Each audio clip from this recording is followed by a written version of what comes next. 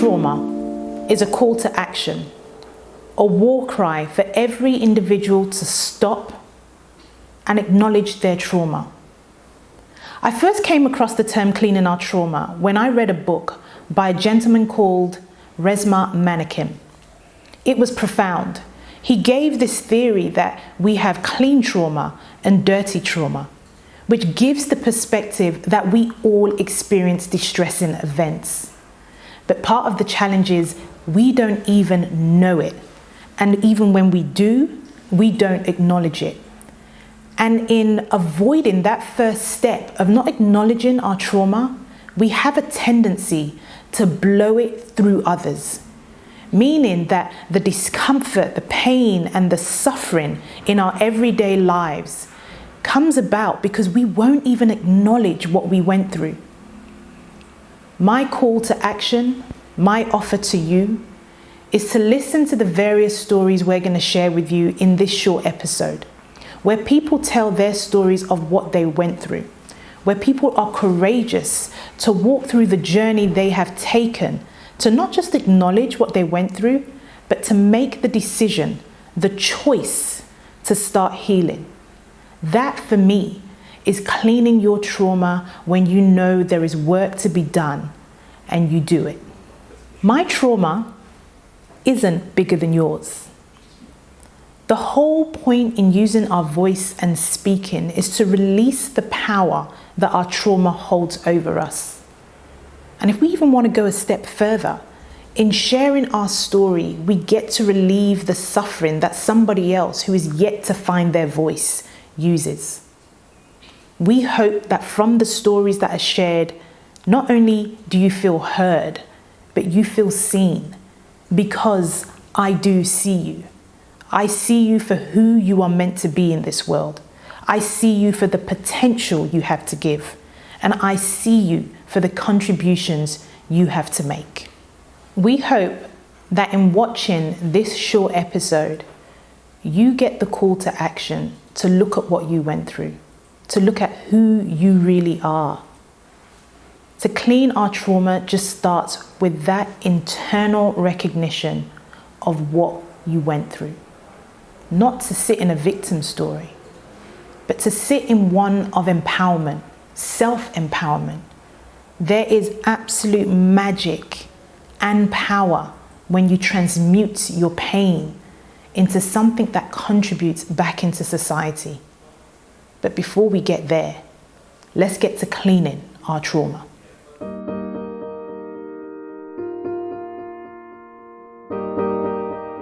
So in terms of a traumatic incident, sometimes I feel like, is it necessarily trauma? Because everyone goes through their own difficulties, and I feel like the definition of trauma varies between individuals, and it's quite subjective.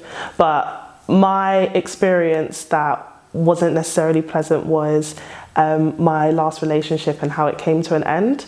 It ended very abruptly and it was unexpected. Okay, so I'm 23 years old. I'm Nigerian born, but I've lived in London since I was 4 years old. When we came to this country, I think we came on our immigration was a very big issue to us. Obviously that affected things like being able to afford work and then obviously living. So my housing situation was very up and down. There were points I was living at a church, living with friends and family, and then my dad was flying back and forth to sort out things between Nigeria and the UK. So it was me, my youngest brother, and my mum for most of the time, so my grandma came to join us. So long story short, I was with my then partner for nearly 3 years, and we were doing long distance towards the end. And I went to visit him in the country that he was staying in. And then I find out that 4 days later, another girl flew out, and that's how he was unfaithful. And I didn't even find out from him. I found out from the girl that he cheated on me with, and she decided to message me on Valentine's Day. And then I would say amongst the immigration issues that I didn't have any awareness of, I just thought we were poor. That obviously caused a lot of tension at home, and even though I was very young and I understand my language, so I can always understand what people are talking about if I don't know the full story. Things were not disclosed to us, but I could tell that there was at a certain point when my youngest brother was born, there was a lot of tension between my dad and my mum. This was probably when I was around 10 years old, 10 years old, and between 10 years old and 12, there was a lot of physical abuse that I was witnessing, a lot of emotional manipulation as well. So I think one of the main reasons I went into psychology is because it was something that really naturally attracted me, being that was the role that I played in my family a lot.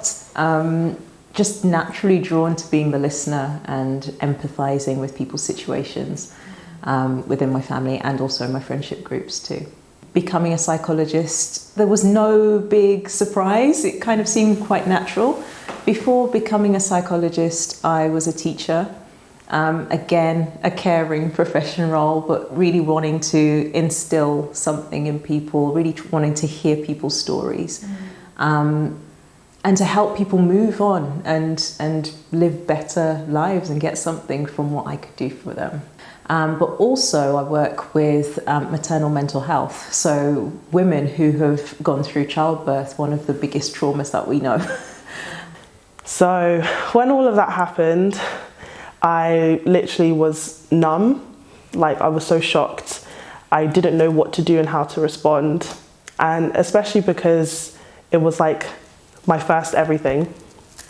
Or like the belt or stuff like that. Either that would be on your hand or your bum. So those were the type of punishments that I was used to, but I also went to a Nigerian church, so physical punishment was not a really weird thing for me, and I would never have classed it as abuse at that age. So that would happen, and the only reason why I really say it's abuse is because I can remember getting the beatings for things that I can't remember what I did. So I know the pain, but I don't know why.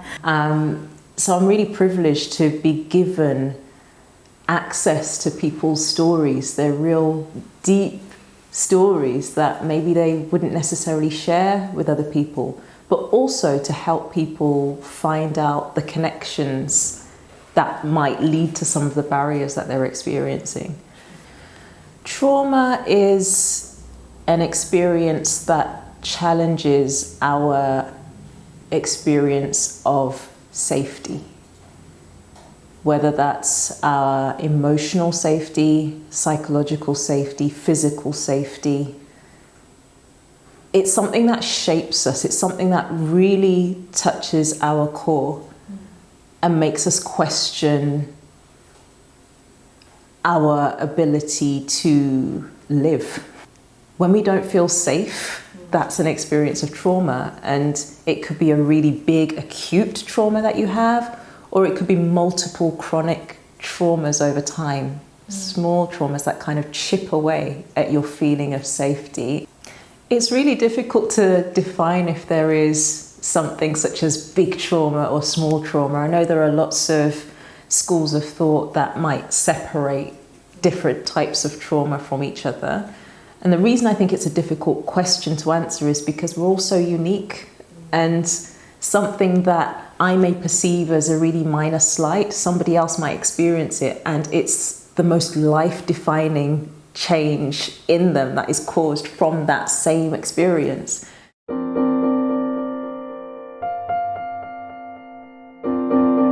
It's the catharsis, isn't it? It's the release. It's the process of putting something visceral into words and letting it go. And then you also have that process of hearing it back that you might not have heard before. Our inner voice is very different to our outer voice. And then also seeing people's response to your words and getting something from that. And then knowing how do I deal with that? How do I process that? And it's really the fundamentals of what makes us human. We're sociable beings. So social interaction is something so core to us. So when we speak our truth, it's just us being our very essence of ourselves. So some of the real benefits of speaking about your trauma and putting those words out there and releasing those words is to give an opportunity to shape the narrative. Because the narrative stays in your head in one way, and the narrative, if it's perceived as a trauma, the narrative is one that is suppressing your core. It's suppressing your emotional growth. It's suppressing your personal and professional growth even. But when you release that, you have a chance to actually tell your story and shape the narrative for yourself. So you can take a different perspective in the narrative. You can find those pockets of hope within the narrative, rather than coming from that perspective of seeing how the trauma has held you down, repressed you, or made you regress. The trauma has to be named. Because I was thinking, why would something like that happen? What did I do to deserve it? You know, you question yourself. And so, that's in a nutshell what happened. And I feel like even though this happened 3 years ago, sometimes it's still there. You get like certain triggers. You feel like you've overcome it, but then it's like maybe there's like a little salt put to the wound, and you're like, oh, actually, there's more healing that needs to be done. There was a lot of like emotional manipulation, a lot of fear towards him and his behaviour, because to me at that time I couldn't predict what was going to happen. Is he going to do this? If there's no one there to kind of like stick up for us, we would just feel the brunt of it. And I'm the eldest, so I'm the eldest of now 2 younger brothers. But I was very, very timid. I couldn't speak. I feel like now I study psychology, so I know about attachment styles, and I would call my attachment style quite anxious avoidant. I don't like shouting, violence, like my heart starts racing, even if it's just from someone I don't know. We were also facing immigration issues at the same time, and eviction issues at the same time. So my parents were pretty much separated. My dad would come in and out of the house, never knew when he was going to come in or when he was leaving or where he was going.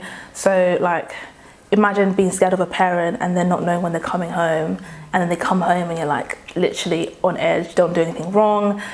To tell our stories, we have to find safe spaces to do so.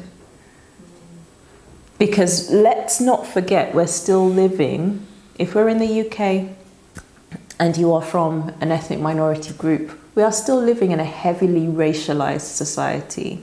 We're still living in quite a heavily racist society. So you need to find your spaces in which you can tell your stories, and it doesn't re-traumatize you, but actually you can start gathering some healing from the narratives you are speaking to people who are ready to absorb your words. Not everyone's ready to hear your story. But what I do remember is social services coming home and then looking around, and they had found like a poem that I'd written, which I believe was about a spider, but I'm pretty sure it was probably about my dad, because I remember her taking the sheet of paper away. But it's acknowledging that our attachment styles as a child aren't necessarily looking back to our parents and blaming them for what they did or didn't do. It's acknowledging that they were probably doing the best job that they could do with the constraints that they had at the time. But it's for us to understand that we were raised with a particular attachment style. Therefore, this means I may well respond in this way in my social interactions now as an adult. And if we know that, we can start adjusting. First of all, it's acknowledging where it came from, because otherwise we start thinking, well, that's just who I am. It's not who you are. It's just the way that you formed your first secure attachment. It's how you learnt to feel emotionally safe. Through the trauma that I experienced, I know that I have a really big hesitation on like who I'm going to marry, for example, which may seem like a small thing, but just in romantic relationships, for example, understanding that comes from my parents and what I witnessed and divorce and things like that means that I can be a bit more intentional with certain areas of romantic relationships, for example. If you want to thrive, if you actually want to embody a different paradigm to the trajectory that you're currently on, and you know deep down that there's certain things that need unpacking and discussing and being given language to, then the reward is that you can then thrive after having done that. You can find new pathways, not just that road that you are traveling on. The memo's been done before. Our previous generations have done that. They've trod that path. They've got us this far. But a different type of thinking is required. And I think, personally, it's the internal work that you do to start reflecting on why you do what you do. Where does that come from? Why are those patterns playing out? It's only then that you can kind of embody a new way of being.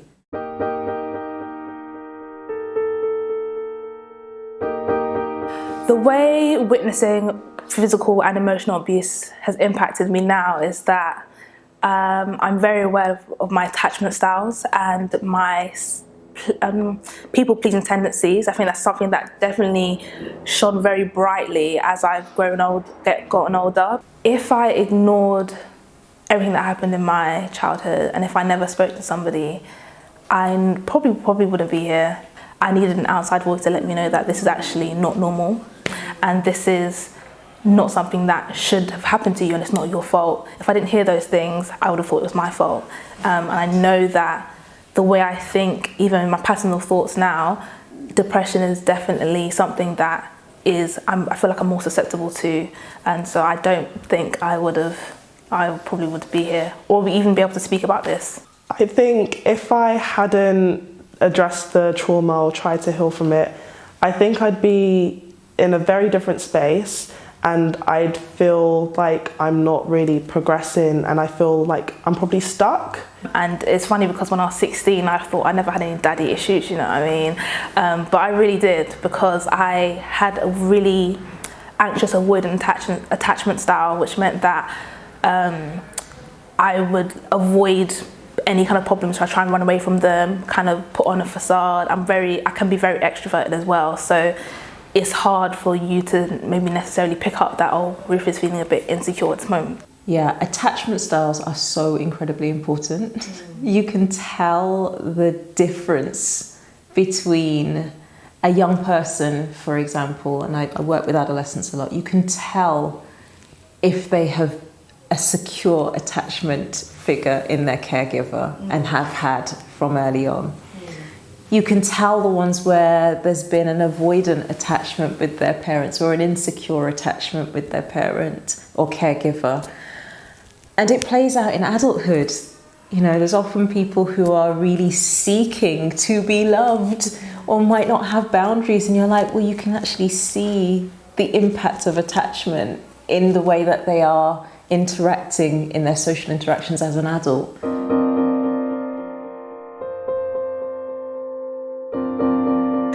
So the thing about generations and how we deal with trauma, particularly, I'm thinking from, and I'm a Black Caribbean woman living in the UK, and I think back to my parents and my grandparents, and everything's contextual, right? So the generations before me, at least the two generations and the generation before that, our stories have been very different, and there's been a necessity to survive that has been carried up until now, that I have to look back at my grandparents and completely salute.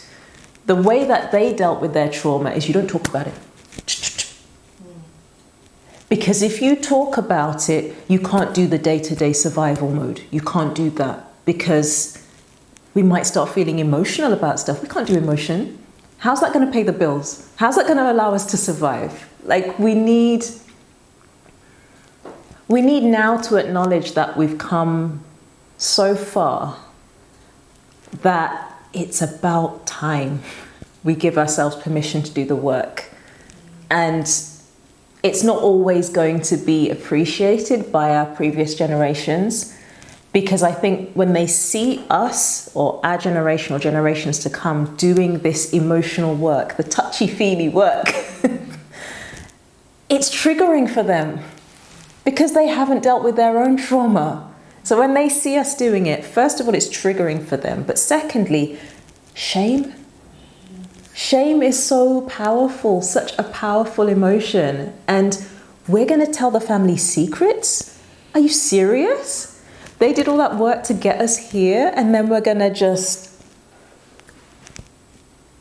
I understand how intergenerationally, our generations before, could not do the work. They couldn't do the work. It wasn't safe for them to do the work back then.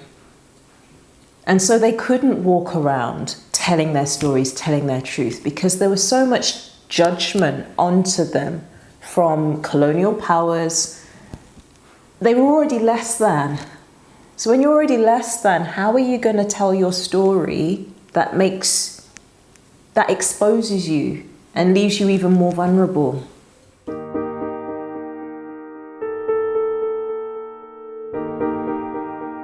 That situation helped me to process my half-brother coming into my life and to be able to forgive my dad.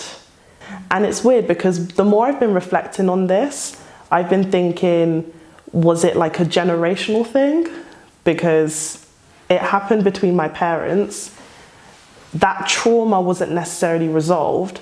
So then did it manifest in my parents' kids, i.e. me? If I could share anything with anyone, it would be that there's so much power in you speaking. And I know you don't believe me, because I'd never ever believe it. I have been depressed and tried to do that by myself. And every single time, the thing that has gotten me out of it was telling somebody about it. If you keep on giving yourself grace, which is something that I've had to learn to do, which just means reminding yourself that your feelings are valid, even if someone else doesn't understand them or feels like you're overreacting, your feelings are so, so valid. No one can take that away from you. And also that you are so loved and so here for a reason. It doesn't mean you have to now become a mental health advocate or become the champion of your trauma and let everybody know. But even within your small circle of letting people know this is what's happened to me and this is probably why I'm how I am, and I probably do want to change that, but I'm not too sure.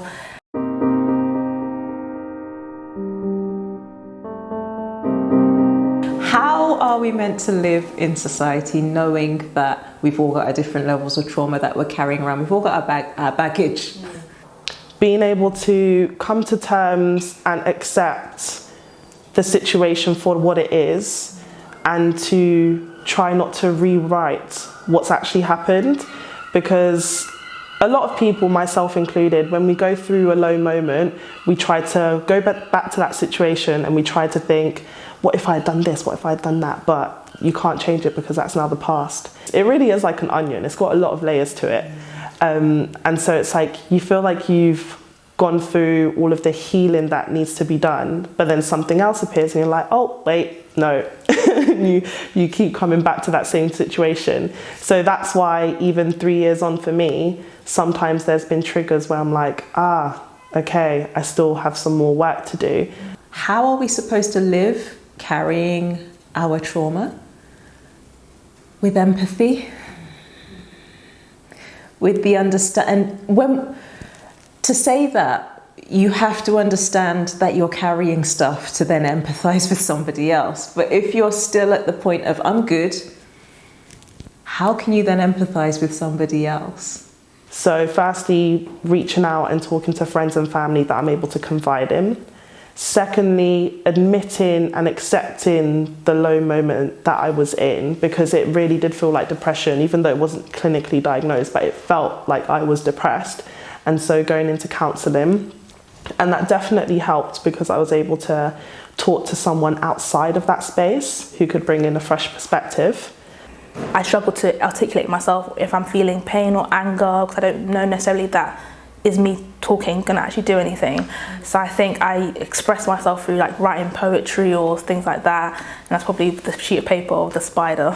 If another young person was going through a similar situation to do with heartbreak or cheating, what I would tell them is that it's not the end of the world, even though in that moment it really does feel like it. When I was probably 15, 16, that's when I could say that I was starting to work through it more directly, because I had a moment where I spoke with somebody for the first time about what had happened, and I didn't realise I'd been holding all the stuff in. I didn't even realise probably just how bad things were. It's to understand that even though it might feel like a super dark moment, it did happen for a reason. That reason might be out of your control, or you might not understand that reason in that moment. But there are lots of things to be learnt from it. And it will just allow you to become a better person, even if you might not realise it in that time. And the key thing is to also remember you have a choice of what you then choose to do next, and try to remember to do and make decisions in your best interests. And I remember one time I had therapy and I had not seen her for a couple of weeks. So I had built up a list of things that I wanted to address. And within the first half an hour, she basically had told me, it's fine, it's normal. And now my more understanding of the knowledge of what psychology actually is, I think it's so important, and I just understand the weight and the gravity of your mind and the power that your mind has in even just the common things, just your perception of things. Maybe I believe that I'm not necessarily ready to maybe face it head on, for example. So if I was to see my dad today and he wanted to have a conversation about it, I don't know if I would be as attacking or be ready to have that conversation with him, which I think is fine. I think healing your trauma is not something that anyone can really force you to do. Your therapist shouldn't force you to address something you can't take on, because your mind essentially is trying to protect you from it. The Tree of Life is really a framework to be able to find a narrative of strength within trauma and not just get stuck at the pain and the difficulty and the depression associated with trauma. It enables you to find a different pathway, or several different pathways, and redefine who you are and redefine your identity.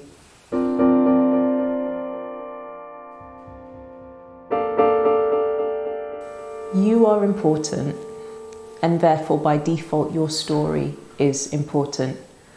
Not just the fun bits, not just the good bits, not just the bits that make other people come alive or smile, but every single fibre of your being is so important, and that includes the things that you've been through that may make you feel ashamed or may make you feel disempowered.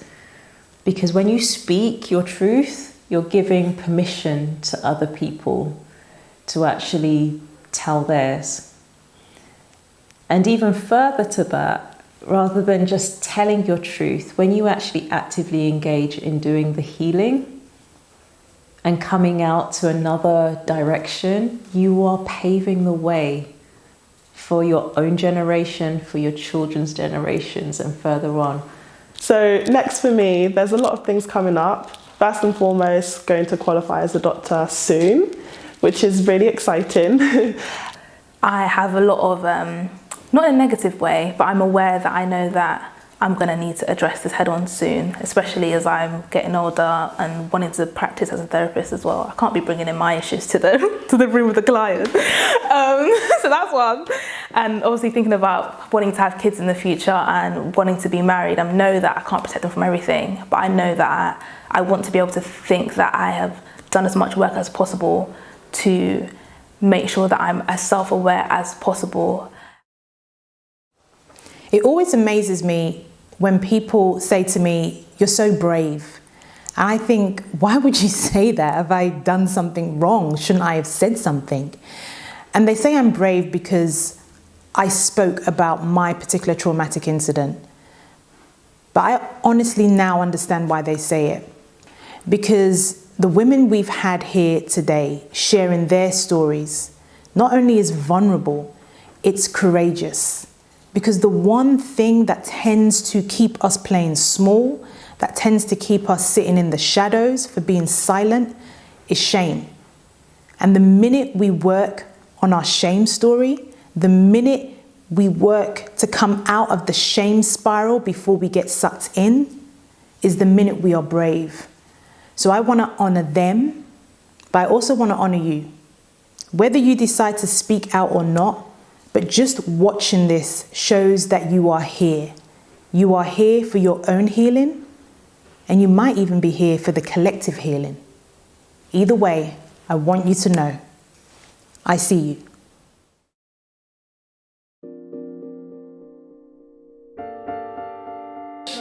Yeah.